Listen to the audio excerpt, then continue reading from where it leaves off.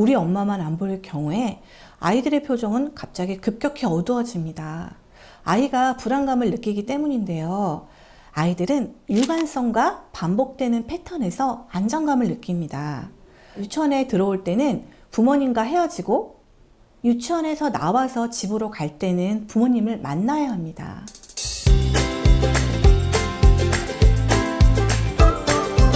안녕하세요. 재현쌤의 요가쉼터 심재현입니다. 유치원이라는 기관에 처음 아이들을 보낸 부모님들은 기대와 걱정, 또 설레임도 가득하시죠. 저도 유치원 교사로서 새학기가 되어서 아이들을 마주할 때면 설레임 가득한데요. 유치원에서도 아이들을 맞을 준비에 바쁩니다. 유치원 생활 안내나 교육 계획안 등 부모님께 안내해 드릴 게 많아서 특히 학기 초에는 정신이 없고 혹시 실수도 할까봐 긴장도 많이 됩니다. 부모님들에게 젖었을 때 갈아입을 여벌옷이나 양말, 실내화 이렇게 가져와야 할 준비물에 대해서는 안내해 드릴 수 있지만 안내해 드리기가 조금은 애매한 것도 있는데요. 그건 바로 에티켓입니다. 에티켓이라는 말의 사전적인 내용을 살펴보니 원래는 불어에서 시작된 말로 상대방에 대한 존중을 바탕으로 여럿이 함께하는 문화를 바람직하게 유지하기 위한 사회적인 약속이라고 되어 있더라고요. 어떤 말을 사용해야 할까 고심하다가 매너라는 말보다는 에티켓이라는 말이 더 잘 어울릴 것 같아서 사용해 봤습니다. 갑자기 웬 에티켓이냐고요? 네, 우리 아이를 유치원이라는 기관에 보낼 때 지켜야 될 에티켓이 있습니다. 어쩌면 당연히 알 수도 있지만 잘 모를 수도 있고 또 출근 준비나 아이를 챙기시느라고 바빠서 놓치기 쉬운 에티켓. 우리 아이를 유치원에 보낼 때 부모님이 지켜주셔야 할 에티켓에 대해서 말씀드릴게요. 첫 번째, 결석이나 지각을 할 때. 늦잠을 자거나 어딘가를 가야 할 일이 있을 때 지각이나 결석을 할 수 있죠. 결석을 할 때에는 유치원에 미리 전화를 해서 알려주세요. 유치원마다 전달 방법이 다를 수 있으니까 보낸 기간의 방법에 맞게 연락하시면 됩니다. 공립유치원의 경우에는 교회 체험 학습 신청서를 제출해야 하는 경우도 있습니다. 결석하라는 날짜 3일 전에 신청서를 제출하시고 보고서를 제출하시면 됩니다. 늦잠을 자거나 뜻밖의 상황으로 지각을 할 경우에도 선생님께 연락을 주셔야 합니다. 지각을 해서 유치원에 늦게 왔는데 그날 하필 바깥놀이를 나가게 되면 길이 엇갈릴 수 있기 때문입니다. 한 번은 우리 반에 어떤 아이가 지각을 해서 어머님이 아이를 급하게 빨리 들어가 하셨나 봐요. 제가 바깥놀이를 마치고 교실에 들어오니까 아이가 혼자서 교실에서 놀고 있어서 제가 깜짝 놀랐던 적이 있었어요. 지각을 했을 경우에는 아이를 혼자 들여보내지 마시고 신체활동실이나 놀이터 등 다른 곳으로 이동을 할 수도 있으니까요. 꼭 교무실에 계시는 다른 선생님께 말씀드려서 인수인계를 해주셔야 합니다. 두 번째, 지각하지 말기. 유치원 아이들의 경우에는 등원 시간을 지키는 것은 사실 부모님의 몫입니다. 아이들은 스스로 일어나서 등원 준비를 하고 유치원에 올 수 없기 때문이에요. 아침에 아이들을 깨워서 밥을 먹고 등원 준비를 하고 유치원에 오는 일은 사실 쉬운 일이 아닙니다. 오토정이나 화장실을 급하게 또 가느라고 늦기도 하죠. 하지만 부모님들께 꼭 말씀드리고 싶은 말은 소중한 우리 아이를 지각생으로 만들지 말아주세요. 일과가 시작되면 보통 모여 앉아서 이야기 나누기를 합니다. 어제와 이어진 주제일 수도 있고요. 또 새로운 활동을 소개하는 시간이라 아이들이 제일 집중을 잘하고 있는 시간입니다. 이 시간에 문을 딱 열고 들어올 경우에는요, 다른 아이들의 집중력이 떨어져서 분위기가 산만해질 수도 있습니다. 그럼 선생님과 다른 아이들에게 피해를 줄 수 있겠죠. 또 늦게 들어오는 아이도 늦게 오면 안 되는 것을 알고 있기 때문에 굉장히 눈치를 보면서 쭈삣쭈삣 들어옵니다. 또 어떤 날은 자유놀이부터 시작되는 날이 있어요. 지각을 하면 정리할 시간이 빨리 오니까 늦게 온 아이는 당연히 나만 조금밖에 못 놀았다면서 불만이 생기게 됩니다. 실제로 매번 지각을 한 아이가 있었는데요. 그 아이는 일과가 끝나고 하루를 돌아보는 평가 시간 있잖아요. 그 평가 시간에 놀이를 조금밖에 못해서 오늘 저는 기분이 안 좋았어요 라고 소감을 자주 이야기를 했었어요. 또 늦게 올 경우에는 아침밥을 늦게 먹고 오는 경우가 있는데요. 급식 시간에도 좋아하는 반찬이나 후식이 나왔는데도 조금밖에 먹지 않게 됩니다. 배가 불러서요. 그러면 집에 가는 시간대쯤이면 배가 고프거나 또 종일반의 경우에는 간식 시간이 되기 전에 배가 많이 고플 수가 있습니다. 세 번째, 하원할 때 시간을 꼭 지키기.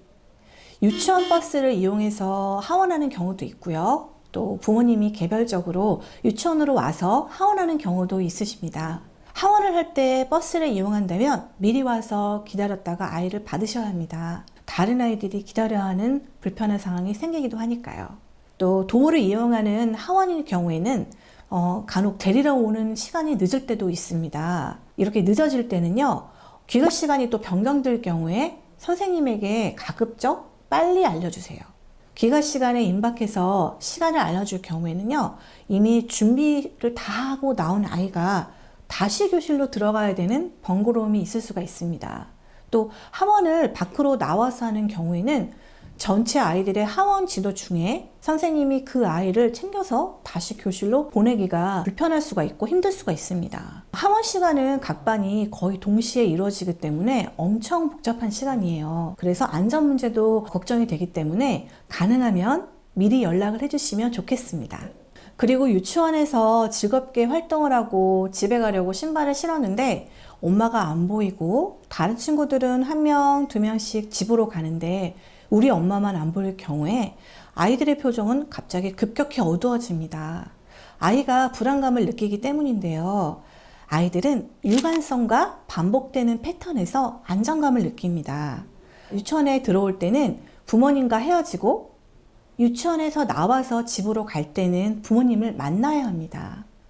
그런데 부모님이 아직 안 계시다면 불안한 마음이 생깁니다. 하원 시간의 풍경은 서로의 엄마가 왔다며 내 엄마 왔다, 나 간다 하고 자랑하기도 하고요. 또 엄마가 아직 안 온 아이들은 시무룩해져서 엄마 빨리 온다고 했는데 거짓말쟁이야 이런 말도 하기도 합니다. 엄마의 입장에서는 조금 늦을 뿐이니까 괜찮지 않을까 하겠지만 아이들은 엄마를 기다리면서 많이 걱정하고 또 서운해합니다. 많이 늦으실 경우엔 조금 늦는다고 유치원에 전화를 해주시면 좋겠습니다. 아이가 밖에서 기다리지 않아도 되고 교실에서 안정적으로 기다릴 수 있으니까요. 만약 조금 늦을 것을 알고 계신다면 옳은 시간을 정확하게 아이에게 알려주시는 것도 좋습니다. 아이가 시간을 모를 경우에 작은 바늘이 이를 가리키면 엄마가 올 거야 라고 말해주시면 좋습니다. 등하원 시간을 지키는 것은 단체 생활의 기본적인 약속입니다. 하원 시간에 시간을 지켜주시는 모습은 우리 아이가 더욱 안정적인 유치원 생활을 할 수 있도록 해준다는 점 잊지 마세요. 네 번째, 친구와 다툼이 있었을 때. 우리 아이가 친구와 싸우고 돌아간 날에 부모님은 놀라고 걱정이 되신 마음에 선생님에게 전화를 얼른 하십니다. 빨리 물어보고 싶고 이유를 알고 싶으셔서 바로 전화를 하시는데요. 그 상황을 교사가 미리 알고 있는 경우도 있지만 모르는 경우도 있습니다. 다툼이 났을 때는 부모님에게 전화를 드리는데 선생님이 전화를 드리지 않는 것은 모르는 상황일 수도 있는데요. 그럴 때는 바로 대답을 듣기가 어려울 수도 있습니다. 선생님에게 당일에 연락을 주셔서 이런 일이 있었다고 상황을 말씀드리시고요. 그리고 다음날 교사가 아이들과 함께 자초지종을 들어본 후에 중재해서 서로 갈등을 해소할 수 있습니다. 그 상황에 있었던 모든 아이들의 이야기를 다 듣고 정확한 판단을 해야 하기 때문에 부모님의 마음이 답답하시더라도 조금 기다려주세요.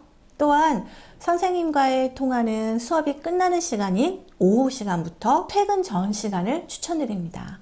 다섯 번째, 감기약을 유치원에 보내는 방법. 아이가 아파서 약을 유치원에 보내야 할 때가 있습니다. 약을 보낼 때는 유치원에 비치되어 있는 투약 의뢰서를 이용하시면 됩니다. 약은 1회분으로 작은 용기에 넣어서 네임펜으로 아이 이름을 적어서 보내주시면 좋습니다. 가방에 약을 넣어서 보내주실 때는 아이 편이나 선생님에게 꼭 말씀해 주세요. 특히 냉장 보관하는 약은 냉장고에 바로 넣어야 하기 때문에 되도록 선생님께 연락해 주시는 것이 좋습니다. 6번째, 제출할 서류를 아이의 가방에 넣어서 보낼 때 제출할 서류나 준비물을 가정에서 전달해야 하는 경우가 있어요. 이럴 때는 아이가 가방 속에서 자기 소지품하고 섞여서 구겨지는 경우가 있으니까요.